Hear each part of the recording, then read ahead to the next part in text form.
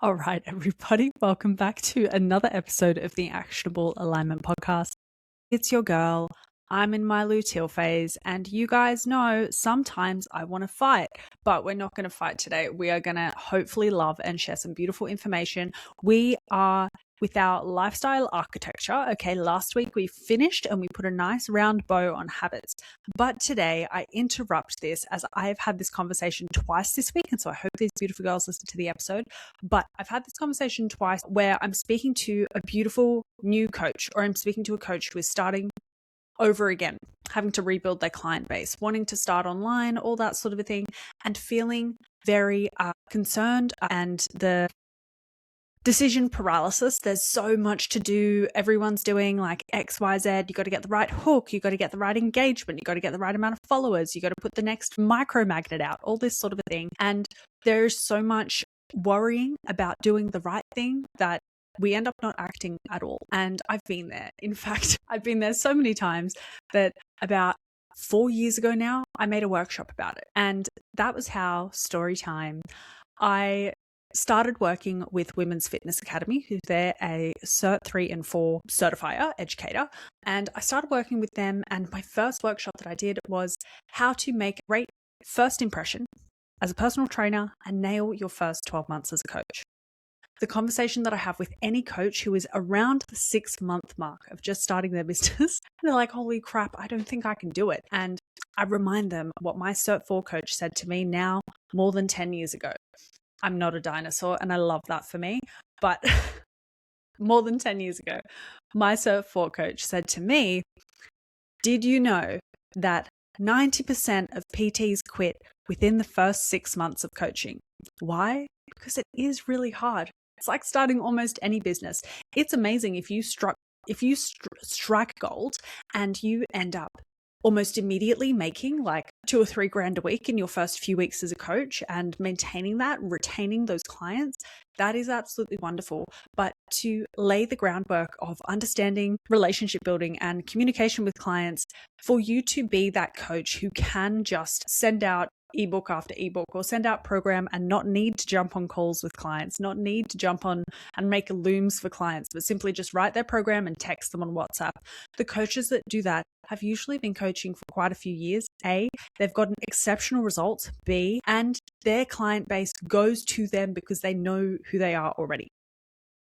They know they're a great coach already. If people don't know you're a great coach already, sometimes what we can think we need to do is we need to post the next Instagram reel that's going to pop off. Okay. We need to have all of these resources readily accessible before we even get in front of our first client. And today I really want to share the beautiful golden nuggets from how to nail your first 12 months as a coach. When I first did this workshop, and I think I've done it 2 or 3 times now, and then I did a part 2 where we discussed not only how to get your first few clients, but how to keep them. And so there's these 2 workshops, which today I've extracted what was in my brain. I've been having so many downloads since the retreat. My business mentorship, Trinity, that I'm part of, we had our retreat on the weekend. It was in country Victoria. It was absolutely epic. There are some lifelong friends there, and it was just wonderful. It was like, imagine someone has facilitated a 5-day play date with your inner child and the other 9 people who you study with every week, their inner children too. So it was just this beautiful, words cannot, that's it. Words cannot. It was incredibly wonderful and deeply impactful with the 2 workshops we did as well.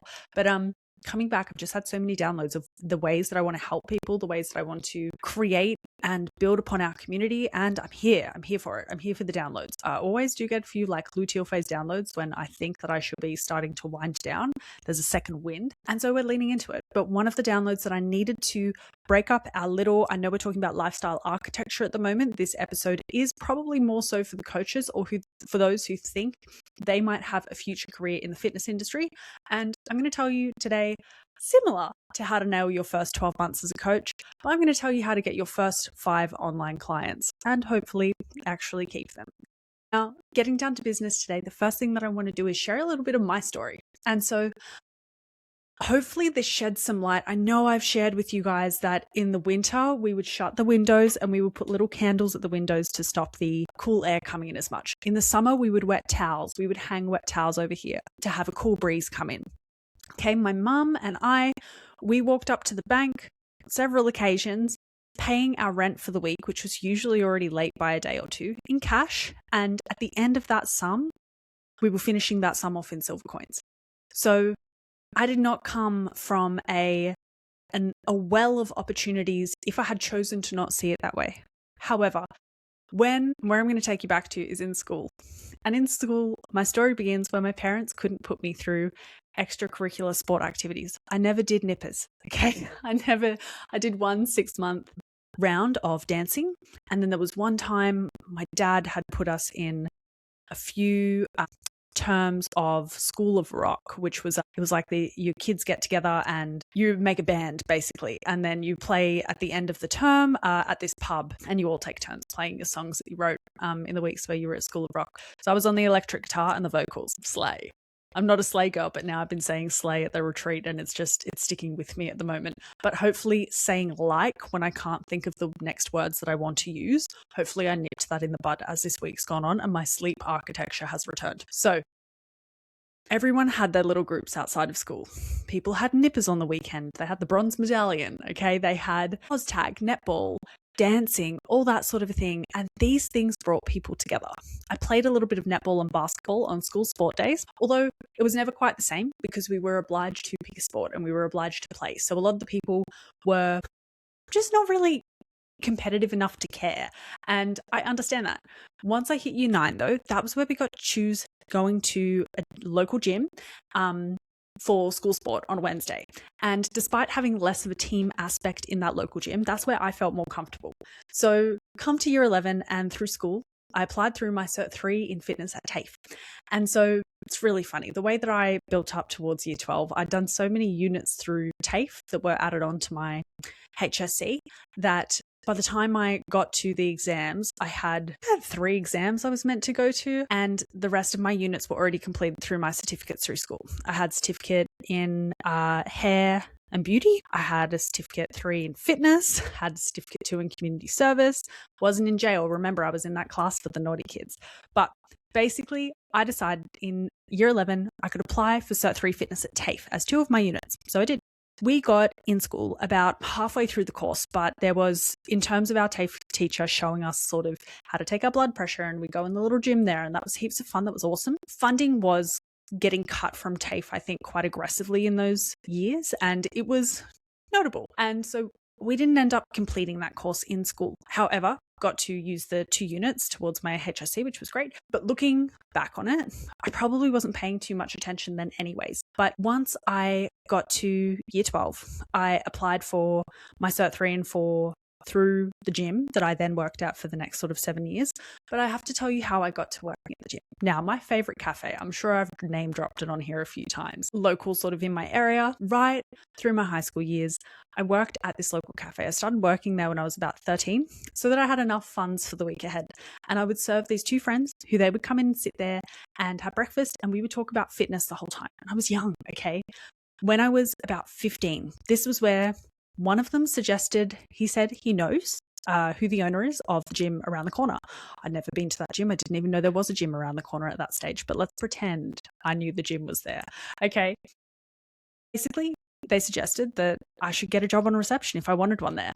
And so this way I was able to get a feel for the gym lifestyle, and we exchanged numbers. I got the number of the guy who owns the gym and he got mine. I was so excited because I was like, holy moly.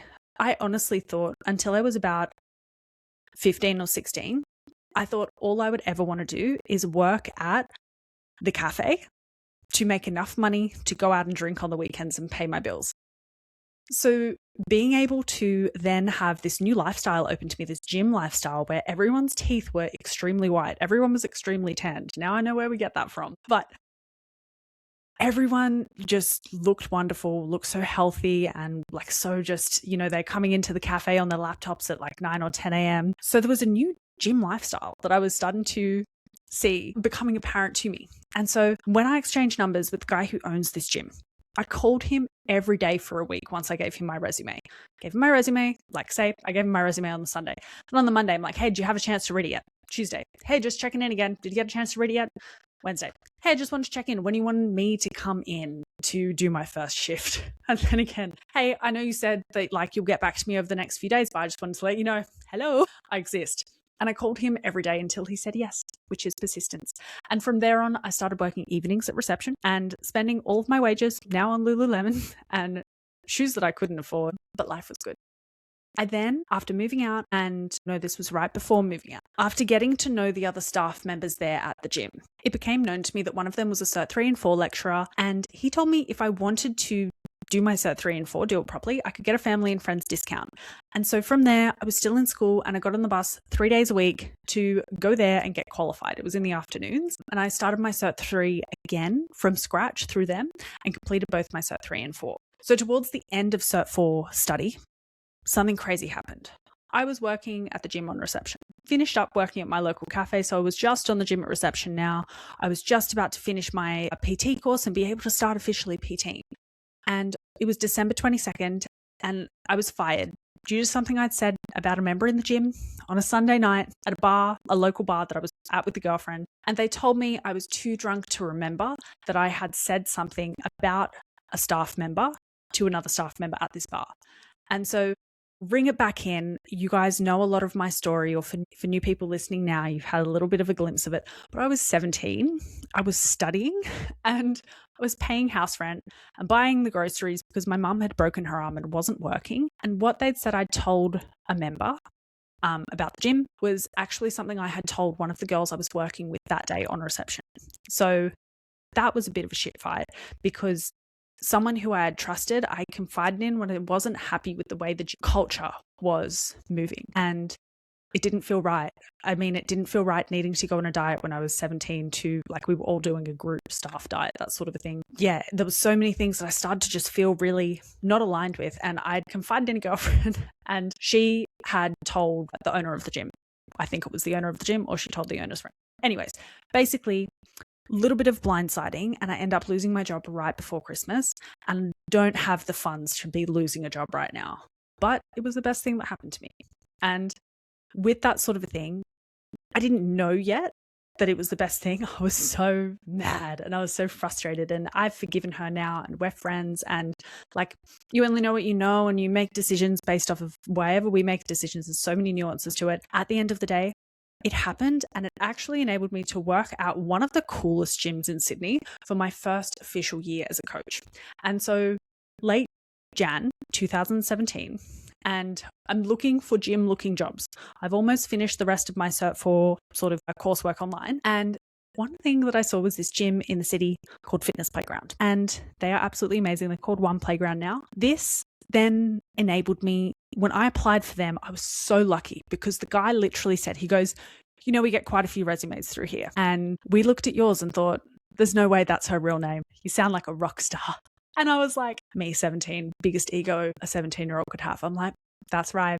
That's my name. So they saw my name and they let me have a chance. They saw I obviously had like zero qualification sort of a thing in regards, I had my Cert 3, I'd worked on reception, but I had zero experience as a PT and I was yet to finish my Cert 4.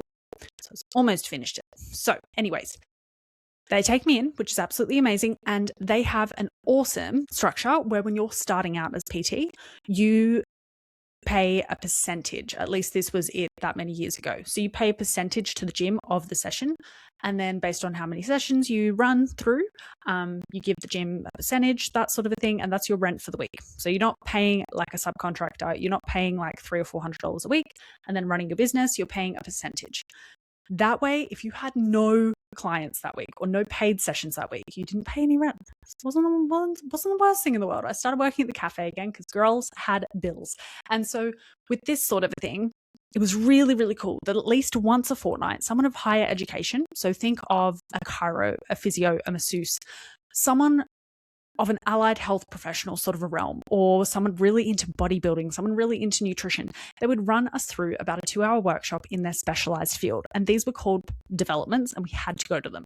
Now, at this gym, okay, granted, we've got like a really nice structure building up our business. You got no clients that week. You don't pay any rent, so you can build up gradually. We're doing extra education every week. But me, big ego at this time and fresh out of school, fresh out of doing a lot of studying, All I wanted to do was earn money. Okay. I did not want to sit in these classes. I found a lot of them. All I thought was like, I should be working now. Like I could be writing programs. I could be doing things to make more money. And I paid probably like 70% attention on average in these classes. I was young and I just wanted to make money, and I didn't see the value of the education because I just finished many moons of education and I was just done. I was just like, I'm ready. Send me out there. So anyways, so I didn't pay as much attention as I should have. But little did I know, about 11 months later, these would have been why I achieved so much in my first few years as a PT. Now, what I mean by that is that by the time before I was 19, I was making a 6-figure income from PT. And when 11 months after working at Fitness Playground, I went back to my old gym, and I worked my old gym for about 6 years after that. And when I went back to my old gym, everyone there knew me as the 16-year-old on reception who knew nothing. But after 11 months of mentoring at Fitness Playground, I came back and I was like, these guys don't know what hit them. I've been given one of the best ways that I still use to this day, one of the best ways to run through a consultation session. I've been given so many tools of why we move from a biomechanics perspective, why we move in a particular way to maximize muscle growth and minimize injury. I have learned so much about why we eat particular foods, when we eat particular foods to maximize muscle growth, and learned about macros and everything else. And I had learned so much about this massage technique that my clients are obsessed with. And I still do it to this day because I teach them as well then how to use the ball and that sort of a thing using this technique called active release techniques or active release therapies. And when I was coming back to my old gym to work as a PT there, I came back and I was like, I've got so many feathers in my cap right now. Not only that, but I will be the only female strength coach in that gym. I know a lot of people, like members wise, because I was a member there for a long time. And there's a bit of a badass energy when you are a heavy lifter, not a cardio girl, and you have tattoos, dark hair, and a big attitude with a bit of a big ego still, guys. And so I was going in and I was like, I have fucking got this. And I shit you not, if I pull up my calendar, by the time I went back, I started at my old gym. Okay, I took a lot of my clients over to try the new gym to see if they would like it. It's a bit out of their area because they were previously seeing me in the city, but I took them over to that gym just to try it. And so I had this buffer where I was already having about 18 sessions a week, already doing that many sessions straight out the gates my first week there. And so people started to see me there. But not only that, I was probably doing about 5 to 10 minimum complimentary sessions a week, free sessions a week. So I was in there training people for around 30 hours a week minimum. Okay. And people see you, people see you're busy, people see you're doing something that's a little bit different, or they see your clients having just a great time. They are like, oh, I like this. And so literally one of the best decisions of my life was moving to that gym in the city to learn more. Even though I didn't pay attention 100%, I still went in. I had just all this knowledge that to this day is whenever I go to do another course, it's like I hear the same thing and it reaffirms what I was taught 10 years ago for a lot of things like biomechanics wise and like movement function wise, all that sort of thing, massage. And I'm like, holy crap, this like, you can't put a price on the workshops that were done, and they were free because I worked there as a staff member and they wanted to make sure all their PTs were just like some of the best PTs in the world. So very lucky. I spent 6 years working on the gym floor at my old gym, and in that time, very full books the whole time. And getting there did not happen by having my parents, no other people who could say, hey, do you reckon you could like do a few fitness sessions with my daughter because she doesn't know anyone, or like she's just starting her business, I want to help her. I had no handouts, nothing like that. And also when I thought I was just about to start running, I thought if I was on a runway and I was a plane, I was just about to take off and finish my Cert 4. And then I got fired right before Christmas when no one is hiring. Okay, there are so many points where I could have just changed my mind. And in my first 6 months at Fitness Playground, it was really hard. I was making next to nothing in the first 6 months. And It's really hard. I had to go back to working at the cafe, and I stopped because I was committed. I was like, no, I'm going to be fine. I'm going to build up. And then I had to start again. And I was like, in terms of sort of my ex-partner at the time, he was paying for my groceries.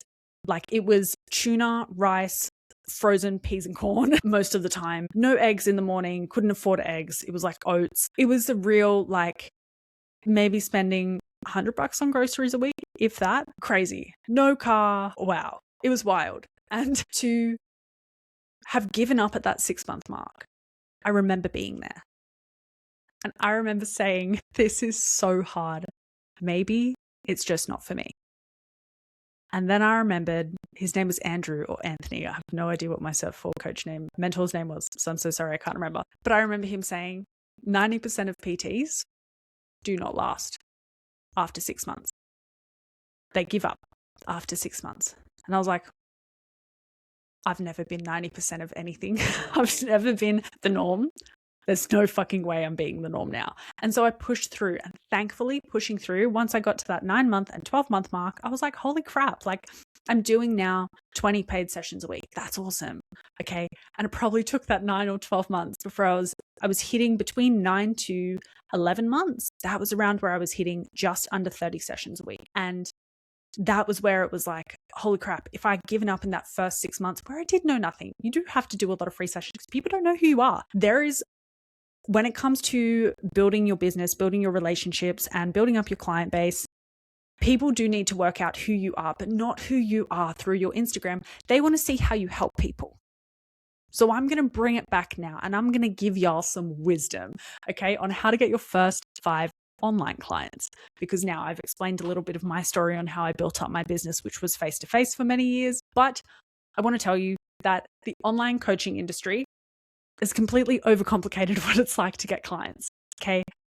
When I got my first clients, there were no funnels. I mean, there was funnels, but I had no funnels. I had no ads. Lots of people didn't. And you didn't need any of those. Okay. I didn't have a massive following. I'd only just started my I Am Strength Instagram account, and I didn't even think that I could do it. Okay. And in that 6 months where I was like, you know what, maybe not for me, I was still working like, well, we're here. Like, I guess we got to show up and pay the bills somehow.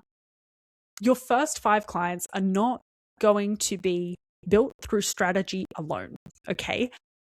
When it comes to building your community and helping your clients, so my highest, when we punch in all my clients' data into CRM, which is like I have a CRM with my mentor, my highest, like the way I get my clients is word of mouth.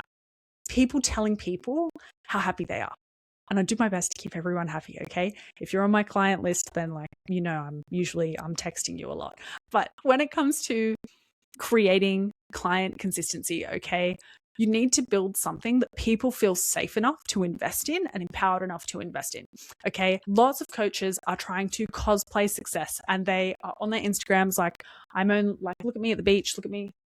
This cute little boy on a dirt bike outside. They're buying followers. They're posting a lot of beautiful, like luxury branding sort of a situation where they're like, look at my luxurious life. And I'm also a coach, and I'm obviously doing really well.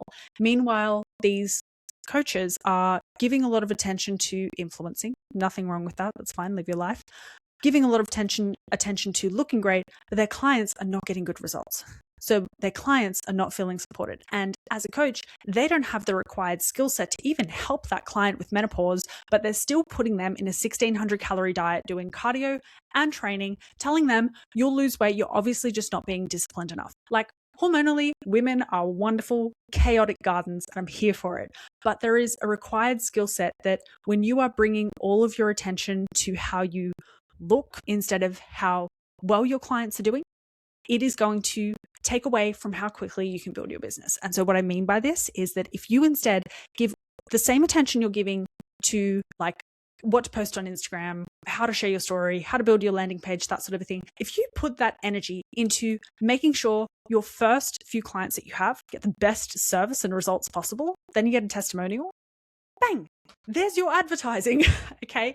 And it's done through an honest lens where you get to learn along the way, because it's not like you help people and all of a sudden you have all the answers, but you get to learn along the way as well. And so what a lot of coaches do is they try to sound professional online and try to put something forward online about themselves and they say, look at all my certificates. And guys, I could talk about my certificates until the cows come home because I love learning, which is great.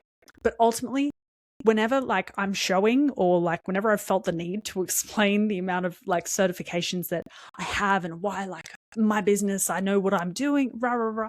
Like it's the people that are happy. And that is what actually drives that organic growth of your business. Okay.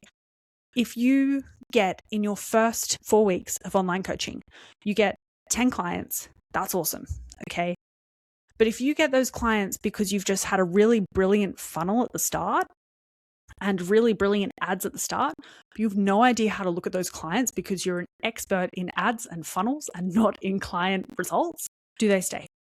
Do they write the best review? Do they want to come on a video and give you a video testimonial?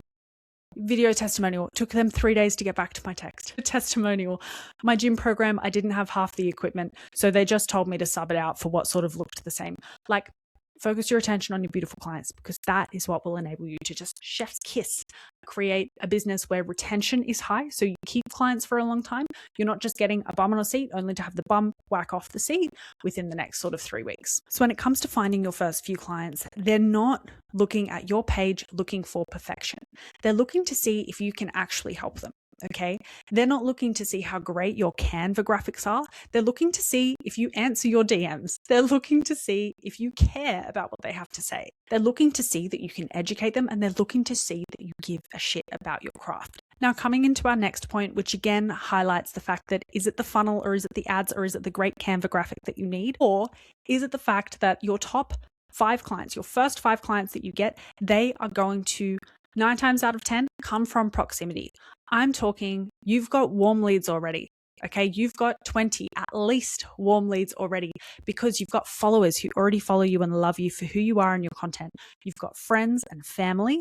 You've got a community that you get to build, and you've got existing trust from women who have been watching for months. Most coaches, again, we get so fixated, and it's understandable, on going viral. We get so fixated on that we forget we have this pool of a warm audience right here that we could nurture and start and be like, you know what? Hey, I'm doing my beta testing for my coaching at the moment. So for the first 4 weeks, my first 5 clients are going to cost this much, and at some crazy low rate because you haven't upped your perceived value of yourself yet. So you feel like you can't charge $100 a week, but you really want to. It's like, okay, you know what? Let's charge $50 a week for the first 4 weeks to get your first 4 clients. Because do you know what builds up confidence? Evidence. Okay. Do you know what doesn't look confident? Is having no evidence. So I hope you're starting to piece together some pictures that you've already got a warm base already. Okay. Reaching out to them, helping them, and then offering, hey, I'm beta testing my coaching. I'm giving 2 weeks free. I'm giving 4 weeks free, or I'm doing a discounted rate for my first 5 clients because I just want to practice, because I want to make sure that I can give people good results. Okay. I understand. I am someone who neglected working on my business for a long time because I was so fixated on working in my business. And I understand that this may not be the way that your next marketing guru tells you to build your business, and that's fine. But if you're listening to this and you're thinking, shit, do I want to make an extra $500 to $1,000 over the next probably 6 weeks? Because that's actually really easy to add to your income when you understand, if I DM all the people that follow me that I actually know, let me have a look at my top 5 posts that I did. Who are the people who liked everyone?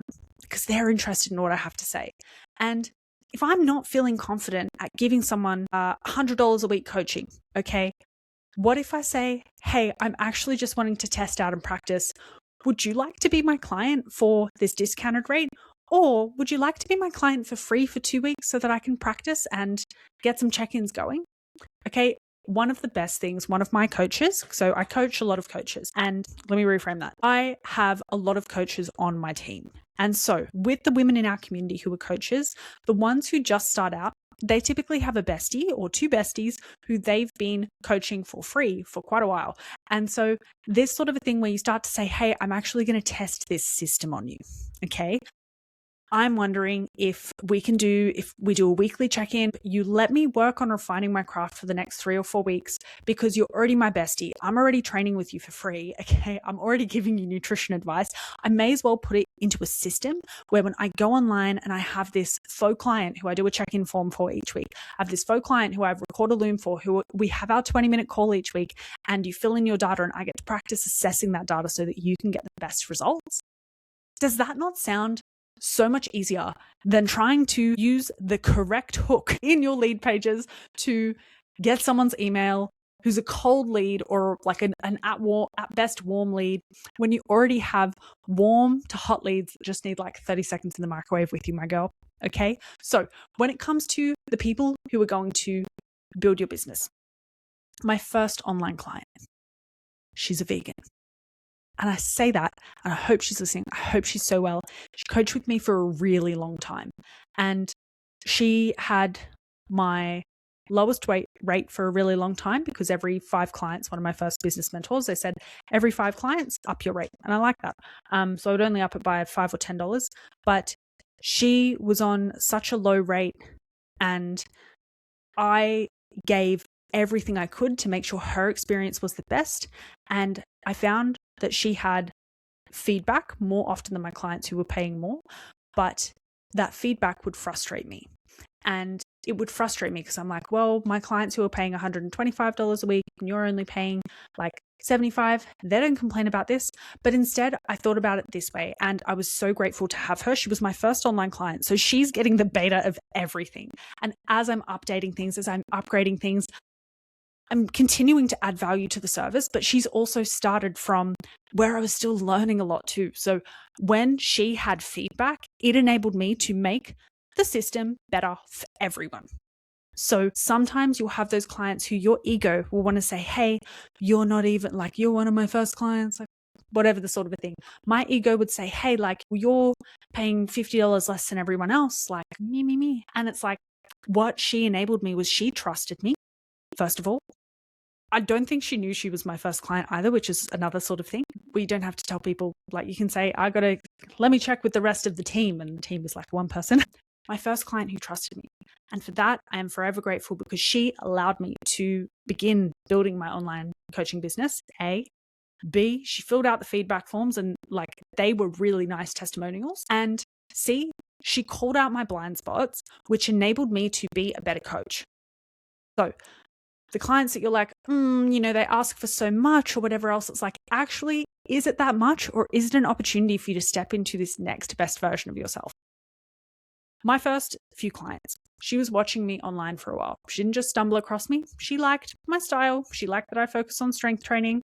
And she liked that in terms of fat loss, I would share my own fat loss journey. I would share my own recomposition journeys. And she had a similar goal. Okay. We had our weekly calls. Pretty sure our Zoom calls were like maybe hour check-in calls back then, which is wild. But the first few clients that I got, they were not random strangers who I had gone out and scouted. They were people who had already been following me for quite some time. Okay. And I can go through the posting strategies of like, I made sure to post every day, or like Monday to Friday at least. And I did a quote one day, something helpful the other, and then a video the next. And there was a system, but it wasn't that deep. It was a quote, like something helpful, and a video. Then I just recycled that. And it wasn't that deep. It was about like what attracted people was whether or not I actually lived what I preached. People see integrity. They love it in a world full of fake, in a world full of acting, in a world full of trying to be this fake version of you that you mask all day and you get home and you finally your weird fruity self. Like people love when you are just being fucking real. When you have an unconventional opinion about something, when you want to have a rogue conversation, okay? Thank God you're human, you actually have an opinion. So is it really about trying to find the best, like most going to attract these engagement people's sort of most going to get the most eyes, going to get a post go viral, going to have that sort of a thing, going to have someone asking me for coaching, even though I haven't even written on my thing that like I'm taking clients and I want clients, like all these sorts of things. If we can peel it right back and we can go, hey, my people are going to align with me. When you start getting your first few clients, you start building up that evidence, you start getting confident. Then we can start to shift and we can start to say, okay, now I want to make sure my marketing's doing a bit better. Okay, my coaching business is doing great, but I want it to do better. How am I going to do this? Okay, my first mentorship, it was $900 a month. What's that? $200 a week.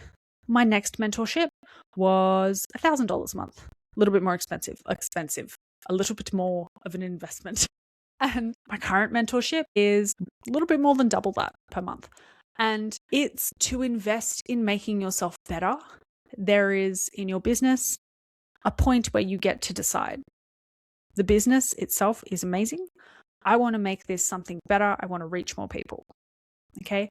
But you're reaching all these people and your service is down here. We want to make sure that as you're reaching people, your service is up here too. We want to make sure that as you're reaching people, you're feeling so fulfilled and just so excited with being able to educate women, being able to inspire women, being able to empower women or men. If you're a man listening to this and you decide you want to be a fitness coach, it is such a wonderful job. And you have been blessed with an opportunity to help a lot of people in a world that is really working against them. So your first few clients, they're not going to come from, I saw your ad and I really loved that font that you used. Your first few clients are going to come from, you posted your training and I was like, shit, she trains hard. I saw her legs and I was like, whoa, she don't skip leg day. I like that. I saw that you actually eat. These are real things clients have said to me, by the way. I saw that you actually eat your food. You actually eat your carbs. And I was like, well, shit, like I need to do more of that. Okay. I saw that you're really into women's health and periods and I've got really bad periods. Okay. Then I'm going to say, I saw that you said that perfect hook that really like reeled me in and then said you're only taking on 5 more people. So I needed to jump right now. It's very useful. I've used there's only 5 more spaces left. And I think bringing it back to what is the way that you feel alive helping people? What does it mean to you? And knowing that your clients, your first few clients especially, they're watching you as a person with no clients. When you're good at marketing or when you want to be better at marketing, but you've actually got clients to market, you've actually got results to market, fantastic. But we have to get those results first. We're going to do that by getting our first few clients, and they're going to be the people that we already have in our ecosystem more often than not, or the people who are watching for a short period of time, or the people who feel like you have taken the time out to DM them, to educate them, to care about what they have to say. Okay, your first few clients, they are going to love that you're able to simplify health information. They are going to love that you are teaching what you know now. Okay, I posted so many things about a posterior pelvic tilt, about bracing your core properly, engaging your glutes properly, about like technique tips to focus on for a deadlift, that sort of a thing. Posted that for years. And that was great. It wasn't about, oh, you know what? Like, I just don't know the square root of the Pythagoras theorem. And like, I don't know how to read blood work. Girlfriend, you don't need to. Once you got like 20 clients, you'll really start to see like, okay, maybe I do want to do blood work. But there are allied health professionals that you get to work with, which is another point in my workshop as well that I say to the girls when I'm doing it, is that when you are first starting your business, if you have a community, when someone's hurt, you say, I've got a physio for you. Okay. When someone is needing a massage, like I've got a really good massage therapist, I'll link you to them. Okay. When someone is saying, I've got some blood work done, but I don't know what I'm doing, you go, I've got a really good naturopath, I've got a really good functional health professional that I work with. All of a sudden, so the quote, you are the sum of the 5 people you spend the most time around. Your client does not know when you say, I've got the best chiropractor in town, I've got the best physio in town, their contact as well, I've got the best masseuse in town, I've got the best nutritionist in town, and I've got the best naturopath in town. Okay. It doesn't have to be the absolute best, but find people you genuinely gel with. Who do you think's the 6th person in that group? And what does that make you perceived as? You are the 6th person. You are the specialist as well. So when I first started my business and building up my clients, I worked with the physios at my gym, and I found that super helpful because I would go to them when I had issues. And then I would say like, hey, if you guys have any clients who you are reintroducing to the gym floor after, like as they're coming back from injury, I'll work with you. You tell me what their rehab is, what they can and can't do. And then I'll write their programs and make sure they're training properly at the gym. Referrals from your physio. You already see these people. Okay, masseuse. You've got the people that skip the gym. I know a really good personal trainer just down the road. Would you feel more accountable if you went in and saw them once a week? Boom! More money, more clients. It is when you allow yourself to open yourself up to the possibilities, they become really fucking apparent. But if we stay closed off and fixated on, I've just got to do this one more thing before I can, it holds us back from actually gaining the XP to level up to that next level where we can finally call ourselves one day. We can go, you know what? I have a really good skill set. My coaching is worth what I charge. Building up to there is a stack of evidence to get there along the way, and a stack of joy and like purpose and drive and fulfillment to build up to that point where you go, shit, this is real. Like, this really my business is awesome. But how you get there is evidence and practice. And you get there with your first 5 clients who are already watching and listening to everything that you say. Okay. So when it comes to helping people, I think a really important thing to remind yourself of is that you don't need to know everything to help someone. You actually just need to know a few basic things. And then your power to say, I actually don't know, let me get back to you, is so much greater than saying, I have the answer and telling them the incorrect answer. Okay. Your power to be honest with them. They go, you're more trustworthy because you've made a mistake. You're more trustworthy because you took responsibility for something that you said that it didn't end up being accurate. You're more trustworthy for being able to change your viewpoint based off of new literature. This happened to me with wild salmon versus farmed salmon, guys. But this sort of thing, your goal is to become a coach who can help people and make a living and enjoy it while doing it, okay? So we got to get the people to help, and they're in your sphere. They're in your orbit already, my girl. So coming into this week, I really want you to step into your coaching as you're starting, as you're approaching people. Everyone gets to be a potential client. It's the best thing. So when you're coaching, when you're learning, remind yourself that you learn through coaching. You learn through teaching. You gain experience over time along the way with more people, but you learn by actually doing the thing, getting your hands stuck in the sand. So when it comes to your clients and your first few clients that you get, even if you're charging a ridiculously small rate or even charging no rate, free, complimentary coaching, okay, for your first few clients to get bums on seats. You can have 4 non-paying clients, 4 people you're purely practicing on and saying, hey, guys, I got my 4 clients here this week and this is what they did. No one needs to know they're not paying anything. And then that first one comes, I go, I want to be a part of your community. And you go, bang, of course you do.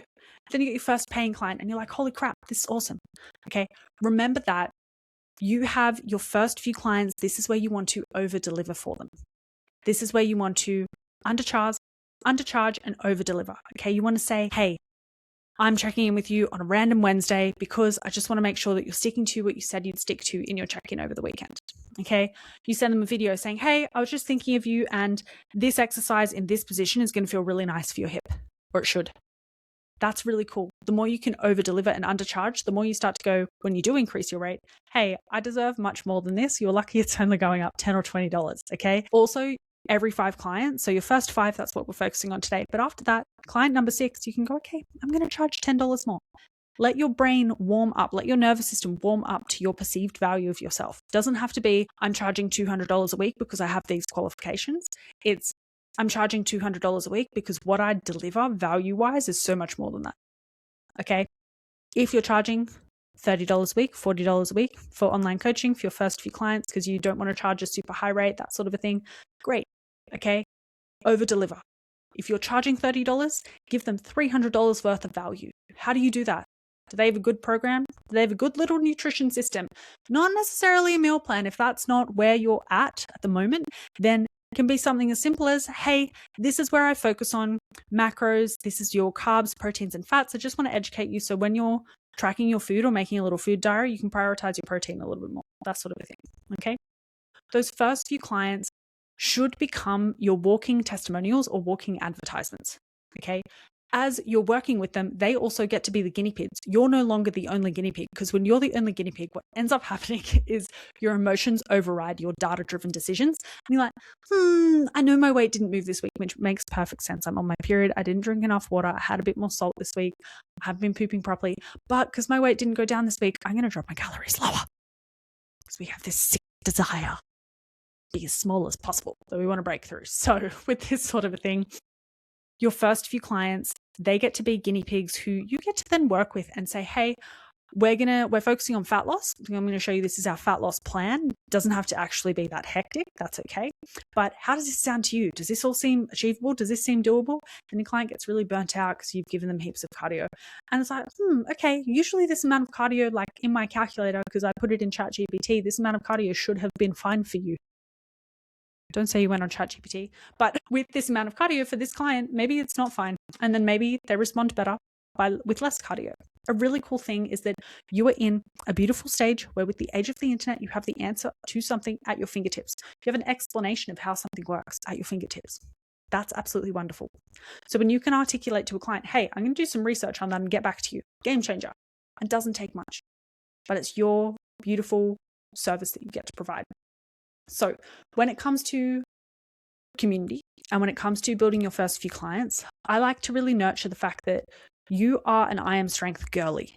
In the gym that I worked at, you knew my clients because of what their butts looked like. Okay. Everyone just had these like glutes and it was the I am strength booty, which is a really funny name. One of my clients who's literally been with me since like 2018 or 19. I'm not sure if she coined the term, but yeah, there were just so many girls who they were like, I knew she trained with you because she was doing like squats and deadlifts and she just had the I am strength booty. Cool. So we get to nurture our communities. Everyone gets good butts. Everyone loses their lower back pain. People start eating more. It's absolutely amazing. They start having their pomegranate juice in their training, start having their coconut water, that sort of a thing. But this is where when you are first building up your client base, if you want to nurture it, if you want to test the waters and see what feels good for you with your business and your longevity of your business, you can do group chats. You can do wellness mornings like we do our women's mornings. We have our group chats as well. You can do retreats. You can do sort of shared environments, shared like one of the other gyms, four of the girls that I train, they're part of a book club for their gym. And I'm part of that book club now. So they created a book club. And one of the girls created it because she didn't have many friends in the community yet, and she wanted to make some new friends. So she decided to make a book club at the gym. Cool. So imagine if we nurtured our community. This is how you gain retention. Okay. The girls know the I am strength booty at the gym. Okay. The girls know, the book club girls, what book we're reading next for gym, JIO. When it comes to community being your retention strategy, clients, the more information they divulge to you, they don't want to have to explain that stuff to anyone else. So they don't want to have to go through the consultation again. Okay. They also start to say, hey, I don't like XYZ. So you don't put that in my program. And I really like that about you. Okay, I have one client. She's absolutely wonderful. And she likes her program changed every 6 weeks. So a little bit more frequent than a lot of the girls. And she likes it changed more frequently because she gets bored pretty quick. We need to do different stretches every time with the warm-ups. I always change at least 2 of the stretches in her warm-up. And then her activation exercises change each block as well. Not because the exercises themselves are less effective, but because she gets bored and that's what she likes. And so because of this, she's been my client, this one in particular that I'm thinking of, since 2019, I think, or 2018. A while. There is no reason your clients can't stay with you for a crazy amount of time from the beginning where you may not know that much. That's absolutely fine. Okay. They want connection. They want safety. They want accountability. They want someone who gets them and someone who can call them out every now and then and be like, hey, girlfriend, like you only trained once this week. Did you actually have time? Were you actually watching Netflix? Okay. These sorts of things are helpful and they actually don't require any deeper of a skill set to hold someone accountable and to give someone support, to potentially be the only person that actually gets to hear them, where they openly talk and say, yeah, work is really stressful at the moment. Okay. You get to be that person. And that's absolutely amazing. Okay. And so when it comes to your building of your business, I have 2 more points that I want to talk about. And that is that you can't build this business while hiding.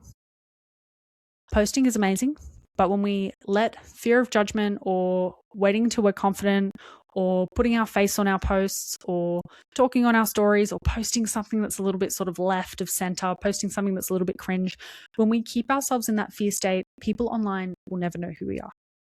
So when you openly speak and you openly say like, hey, guys, I'm doing this. I'm really nervous about speaking on my stories right now. People see a human. They see that you're not an AI video doing everything perfectly. Okay. They see, for me, like I get out of breath sometimes when I'm yapping on the podcast. It adds up. Okay. But you cannot build the business while hiding. A lot of the people you see online, they're not necessarily better coaches. They're not even necessarily the most talented. They're just the women willing to be visible consistently. And finally, with the hard truth that almost nobody says, it's that it does take time. Like I said, the first 6 months as a coach will no doubt test you in many ways possible. And you probably get to the 6 months and be like, oh, I'm going to give up. Okay. Inconsistency kills trust. You have to be there when you say you're going to be there for your business. Set those expectations clearly. My clients know we have a 24-hour turnaround for texts, Monday to Friday.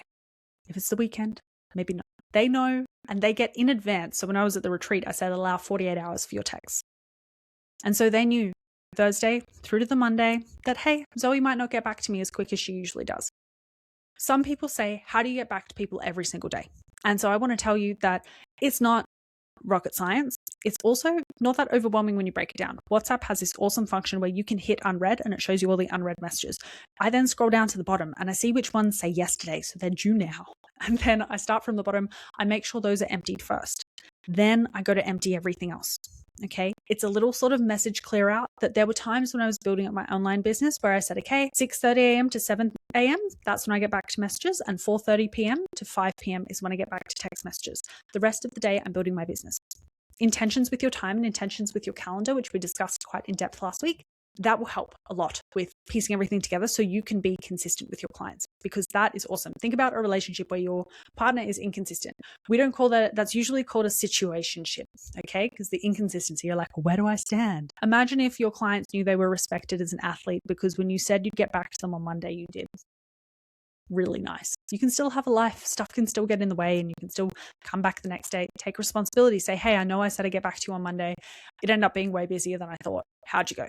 Like, people really, really, really love having a human to bounce ideas off and a human to help them stay accountable, because if it worked, you would already be using your ChatGPT and your ChatGPT would be keeping you accountable and you would have posted and gotten your first 5 clients already, but you won't because you're fixated, because you're human and you have emotions, and that's okay. So most people quit too early. 6 months, you have to please stay at least 12 to 18 months in the vocation. Okay. It will change your life. And if it doesn't, then it's great experience learned. And then also, I think something really important, I posted my first challenge online. It was an 8-week challenge called the Strength and Physique Project. Some of you guys may have been on that and may have been on the Strength and Physique projects that came to follow. Then we changed it to 8 weeks to wellness. Why? To put more of an emphasis on wellness. But when I posted that first Strength and Physique Project post, hey, we're taking on girls for the 8-week challenge. You get a menu, you get 8 weeks of education calls, and you get a strength program and one-on-one support with me. I posted that. I threw my phone somewhere and then I went and cried in the next room for about an hour because I felt so embarrassed and worried and nervous, and I was acting against the very belief that told me I could never be a successful online coach.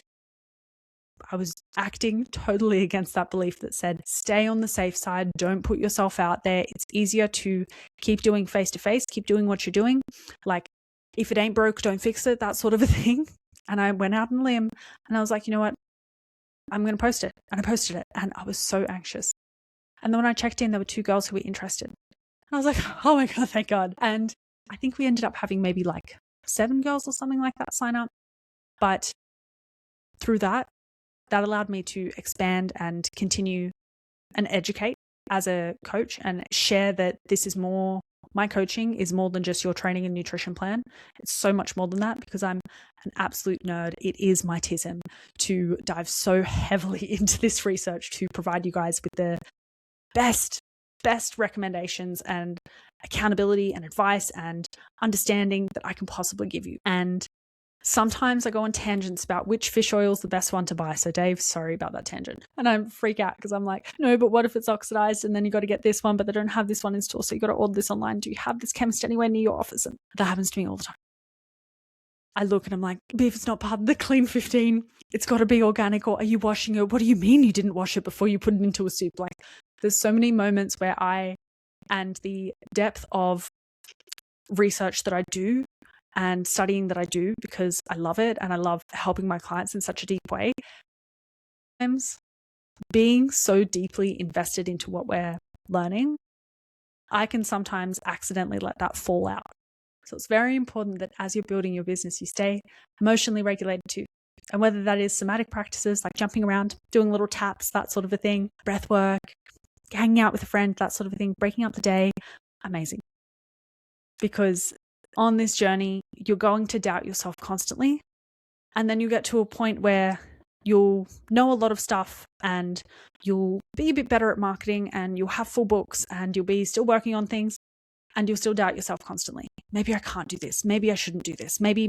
And I just want to say your first 5 clients are built off of hundreds of tiny moments that no one sees and no one claps for.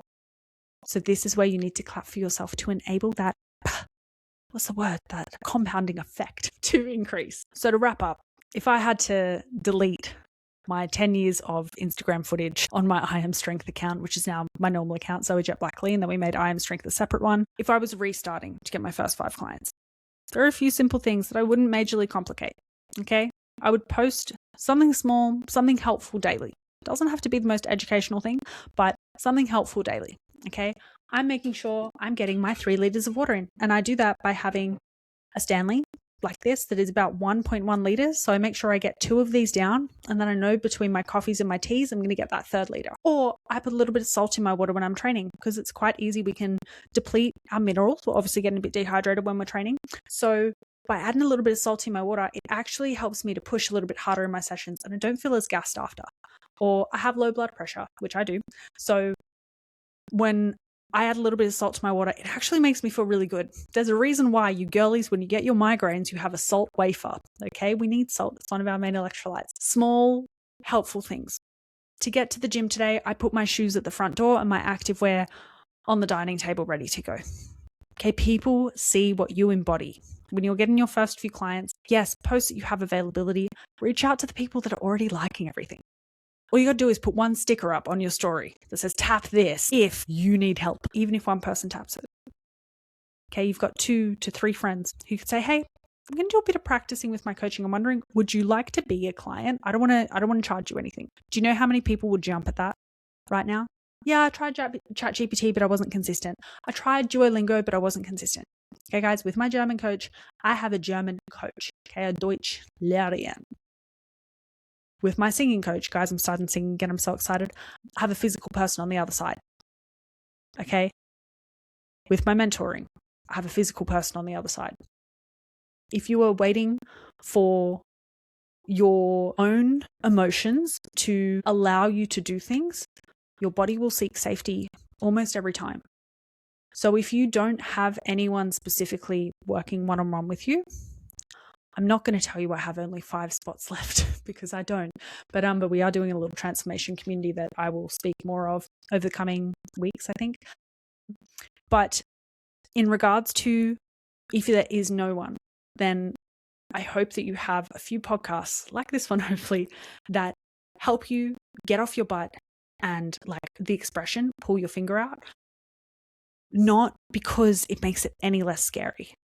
And not because it's even a guarantee that you will succeed from this one post or you will succeed from this one challenge or whatever else, but because you deserve to see what happens when you give life a try. So getting your first few clients, try and make an effort to post something helpful every day, whether it be on stories or whether it be as a physical post. Start conversations in your DMs, okay? Just message 5 people, 5 of your followers each day, Monday to Friday, okay? 25 new people you've messaged each week. Cool if you get 1 or 2 new people in there. Amazing. Okay. Focus deeply on helping one person at a time. If you're just starting out, focus deeply on helping each individual of those 5 clients as you're getting them. Then over time, expanding and helping the masses, that becomes easy. Okay. You got to practice your public speaking as well. Okay. And then also share your own journey honestly. I cannot tell you how many beautiful women have watched me. I can think of 2 off the top of my head. 1 who watched me for 6 months, 2 who watched me for 18 months, 1 who watched me for 2 years. 2 years online, guys. And then she came on the team. You have no idea who is watching, but the way that you continue to show up and lead by example is an incredible way to market yourself that does not require being really any better at marketing, really any better at ads, and really any better at even coaching. Literally just choosing to be like, I choose to share this part of myself today in hopes that I can even just inspire one person. My business mantra, or the mantra of I am strength, that was on the sides of our sleeves of our winter tees that we got a couple years ago, is be your own damn inspiration. When you do that scary thing, remind yourself, be like, damn girl, you wouldn't have done that before. Well done. That was really scary. Now let's run away for a little bit and cry and process that emotion and then move through it. Like, do something that scares you but inspires you. When it comes to posting that thing, like I used to be worried about posting about my period. Now I'm like, I love when I post about my period. I feel so powerful, right? Stop waiting to feel ready or waiting to feel like you're enough. You are enough now. You have beautiful women in your circle who would only want to trust you out of their whole sphere. And they trust you and they're waiting for you to say, hey, girlfriend, I actually have some time this week. Are you free on Wednesday at 3 p.m. to jump on a call? So I hope this helps with getting your first 5 clients and knowing that maybe it's not as much about being so perceived with it online. And maybe it's more about moving with the intention of, if I could just inspire one person with this today, and it wasn't about a hook. If I could just inspire one person and it was messaging them saying, hey, I saw you just started your fitness journey, or like, hey, you're a new follower, or hey, I can see you like a lot of my stuff about periods. I can see you like a lot of my stuff that I post about training or about sort of, calling out your own BS, that sort of a thing, lol. Like, can I help with anything? Imagine that. If you don't ask, famous quote, not by Hattie Boydell, but Hattie Boydell says this a lot. She doesn't say it a lot. I just read it on one of her captions on a post that she posted probably like 3 years ago, maybe 4 years ago. But if you don't ask, the answer will always be no. So why not ask? Why not try? Why not learn on the fly? I'm going to end the episode now. I hope this has been helpful, and I hope it has been eye-opening, and I hope it reminds you that you are literally just one conversation away from getting your first client, and you are potentially just 5 conversations away from getting your 5. Okay? I hope you have an absolutely wonderful rest of your weekend, rest of your week, just absolutely smashing it. And I will catch you in the next one.